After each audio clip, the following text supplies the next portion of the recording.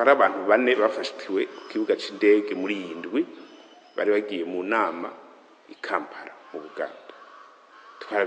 Nivyo nyine babwira n'igihugu baravuga bakorana n'ishirahamwe ryiyonkoye gukorana n'u Burundi, bimwe bita ONG, bagaca bakorana n'amashirahamwe bimwe bita société civile, amwe yemewe n'ayandi atemewe, bagakoresha amafaranga tutazi ukungene aza, bagakoresha ibintu byinshi, uburyo bwinshi cyane. Twe tumimaze ko nk'amezi 3 tubidoriye bukebuke.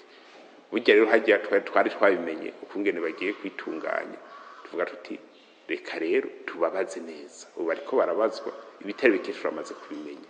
Mugabo umenye ko igihugu kirararirwa kuko ntidukeneye ko hari abantu baza kutwihisha ko umenga turiko turakorana nk'abarundi, umenga turi mu mugambi umwe guteza imbere igihugu, kumbe bamaze gukwepa kugira baje gukorana n'abashaka kudurumbaniza igihugu. Kuko urinze uja kwinyegeza, twe turavuga ati ayo mafaranga uri kurazana akora, murazi ko twagize ico bita unitable road, yavuze ko abantu bose basahiriza igihugu bagira ico bita planification conjointe, kugira imigambi bariko barakora bayikora n'inzego z'igihugu, kuko nta numwe aza gukora umugambi wiwe atari umugambi w'igihugu. Bavuga ko baje gusahiriza, none bosahiriza gute? Leta itabizi. Amafaranga barose rero turiko turarondera ukungene angana kugira tumenye ukuri kose. Turashobora gusanga ari nka bimwe bita ngo financement ya terrorisme, byose turiko turabirondera kugira tumenye ukuri kwavyo.